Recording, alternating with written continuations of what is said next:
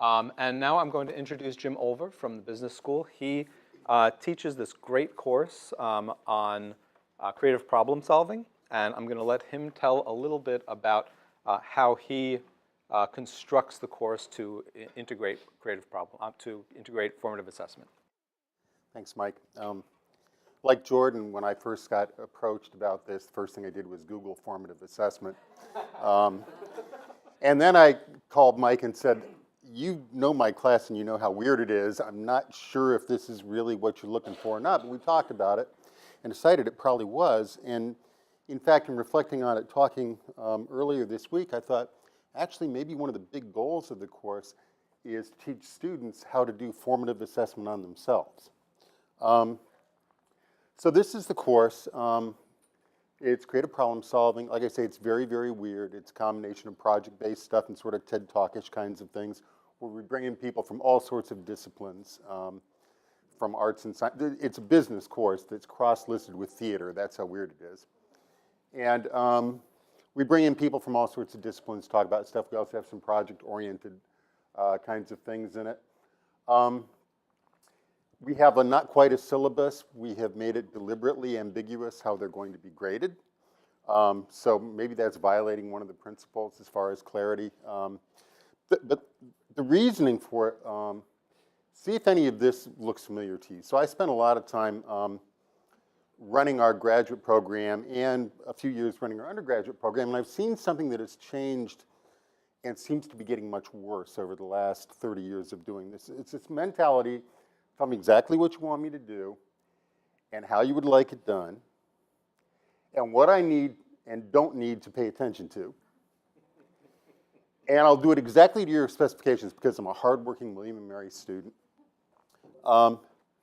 But don't go outside of those boundaries because that's not fair. And then they go out into the world and nothing works like that. Absolutely nothing works like that. In fact, one of the biggest criticisms I have heard from alumni who are hiring these students is, yeah, they're really smart, they're really motivated, but they want me to tell them every detail of what to do. And I don't know. My industry is being disrupted, or where I work in the government is being disrupted. What worked yesterday doesn't work anymore. I need them to be able to sort of figure it out. So this is sort of what we designed this course to try to fight. I built this in like the second or third iteration because they kept coming back to how am I going to be graded. This shows up in the syllabus. The Not Quite a Syllabus isn't a contract, it's a prototype. We're in beta. Don't expect me to teach this class, I'm just curating it. Don't expect the daily assignments, exercises, or lectures to build on anything in a linear way. They won't. Don't expect our guests to do exactly what you expected. There's a lot of improv. I don't even know what they're going to say or do. Don't count on liking everything or everybody. Just commit to learning from everything and everybody. And I can't tell you what personal meaning you're going to extract out of any given class experience. One of your assignments is to figure that out for yourself and share it. That way we can amplify the personal meaning each of us extracts. If all of this doesn't make you a little uncomfortable sometimes, then either we're doing it wrong or you really don't need this course. So part of this is to get them to embrace the ambiguity that is a characteristic of normal everyday life. And when you think about these characteristics we were talking about the students, I mean, it makes total sense that they would arrive at us this way. That's how they got into William & Mary, figuring out exactly what's expected and delivering on it. And what I've been convicted of, partly through my experience with this class, is that I'm absolutely as guilty of it. I do my summative assessments. They know exactly what to expect. It's all spelled out in detail. And it's reinforcing sort of that kind of thing. So what we do in this class, one of the things we have them do is after every single class, they have to do a personal reflection on what just happened and what it means to them. We've done it using blogs. We've done it using discussion boards. What I want them to do is just sort of figure out what did that mean to me, and then have them be able to see what it meant to other people in the class and to comment on that. And then at the end, their summative sort of thing is putting it all together in their sort of model about what does creative problem solving mean to me. So I thought I'd just share some of the things that kind of come out of this. This is out of our third class session. One of the things I do to make them really uncomfortable is very early on, I have a friend who is now a director at Centera Health System who has a PhD and a law degree, but before that he taught improv at Second City. And he comes in and makes them do improv stuff. And they don't know what's going to happen. They just sort of show up and they have to kind of go with what's going on. This is what one student wrote about that. Creative confidence is not something I thought I had. And then kind of goes on, I was definitely one of the more nervous people standing in the circle at the beginning of class. And on, I want to be a memorable leader, and I believe that success starts with getting to know your team and making them feel comfortable with bringing new ideas to the table. So we're starting to think about, we just did this weird improv thing, how does that apply to my life and where I think I want to go? This is actually a conversation between two people in the class. And it was after the same one. I was a bit nervous at the beginning of the class because I didn't want to appear awkward. At the end of the class, I had truly come out of my shell. I think we reached the brainstorming phases of our projects. We will be willing, because they have to do a project too that involves some brainstorming, to share ideas with teammates, even those that may seem stupid at first. And so one of the themes that comes out of these a lot is this fear of looking stupid and this sort of fear of failure. And then there's sort of this conclusion, no idea is stupid. In a team, everybody has something valuable to contribute. We were all equals yesterday, and I'm hopeful this class dynamic during the improv games will serve as a precedent the rest of the semester. Person read this and reacted and said, I think you raise a really interesting point. By being equal during our improv class, we were all vulnerable to being embarrassed. And I thought, well, that's pretty awesome. And then she goes on to talk about, you know, a lot of times hierarchy in companies can stifle creativity. But if every once in a while everyone in the office was on the same playing field, people might not, left out the word, be intimidated to share their ideas with senior members. The original person writes back and goes, yes, exactly. I think organization could even have improv days a few times a year in order to reinforce the equality. So they're starting to talk to each other about what did I take away, what might that mean, and then kind of reacting off of each other. Here's another student. This is actually an MBA student. It's one of the other weird things about this class, besides being cross-listed between business and theater, is it's open to all comers. So I've had everything from freshmen to grad students in the ed school kind of show up for this thing.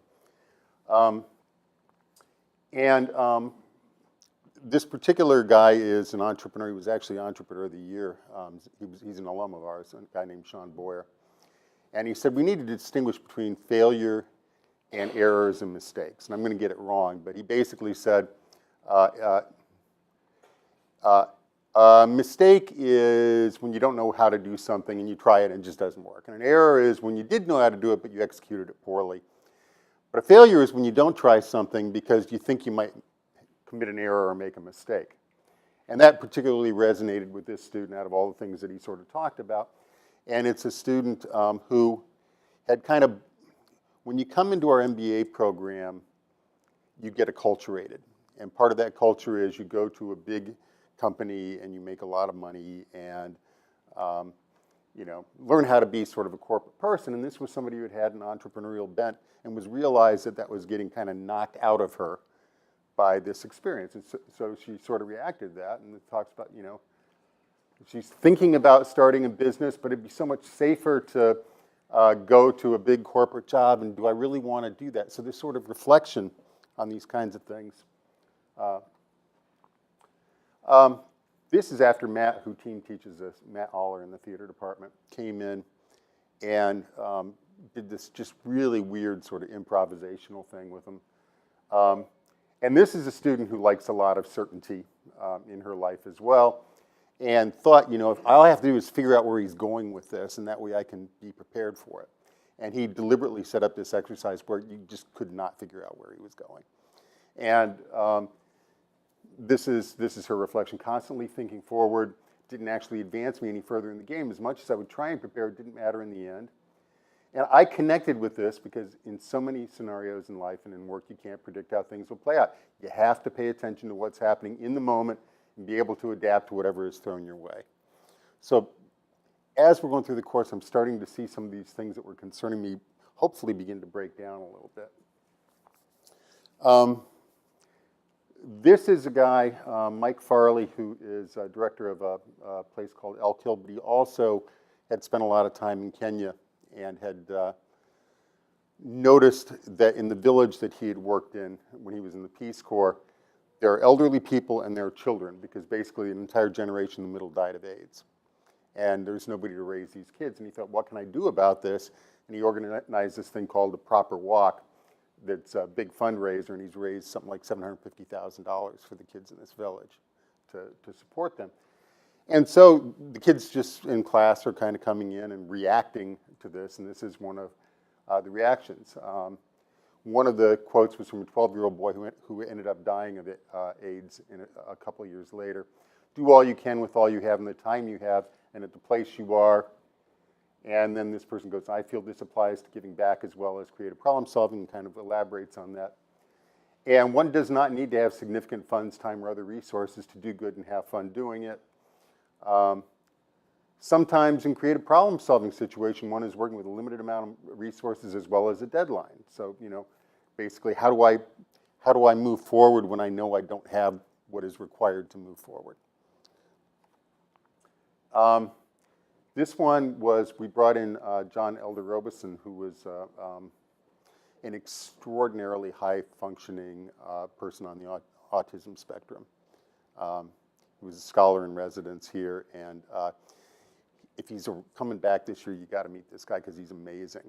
He couldn't pass high school because of his autistic limitations, but he designed the light show for Pink Floyd and the guitars that shoot fireworks for Kiss, and has a automobile business that's very high-end automobiles in Pennsylvania, just amazing. And this student said, today complicated the narrative of creativity I constructed for myself, because he was this really creative person who's not supposed to be smart enough to be creative by how most people look at it. How do we avoid looking at people like this in ways that reduces them to their deficiencies? How would we build an educational system that can cater to them as well as the 98% of the population that is neurotypical? So their end project actually this year was to imagine William and Mary in 2035 was their end group project. So that sort of related to that. I love this one because this is an MBA student who did this. Decided that it wasn't enough to just sort of blog about it. So she wrote all this on paper, kind of colored it, and then did screenshots with her camera and uploaded it. I was so pleased with, and have been so pleased with, how I see students starting to think about, what can I take from this experience, even though I don't know what I'm supposed to take from it, that I've started incorporating it into my other classes as well. This one is actually not from this course. This is from an elective I ran with our executive MBAs, and the student who wrote this is pretty close to my age. So, you know, reflecting on this experience they had in this class, I discovered that I find it much more difficult to really take on active listening than I thought I was. So I've been trying in my work environment to actually practice active listening. Talks about how he did some things different with the team he was supervising, and how that opened up a whole new dialogue. And how he got lots of information from the team, things that he wanted to change to make the work environment better, and how this is empowering him to make better choices and implement change on behalf of the people he works with. So that's kind of what I've been doing with this. I think there are a lot of opportunities we have to help our students make that transition from tell me exactly what I need to do, exactly how to do it, and that kind of mentality toward thinking more about how am I going to have a lifetime of continuous learning? How am I going to think about how to extract meaning from the various experiences I have as I go forward? And yeah. Jim, can you talk about the prompts that you give them from are there prompts when, after the course, after the class session, to the blog entry? That's actually really great. The only prompts they get are at the beginning, and the sort of caveats that I put up there. I say I don't know what you're going to get from today. So I don't give them much structure other than think about what you can take away from this. What would that be? And occasionally the answer is, I really don't know what to make of what happened today. And from my perspective, that's okay. But I want them thinking about that. What can I take away from this encounter? What can I take away from this interaction? And if that's the answer on any given day, that's okay. At the end, again, they know that they're going to have to pull all this together and synthesize it into some kind of meaningful output, and that'll be the summative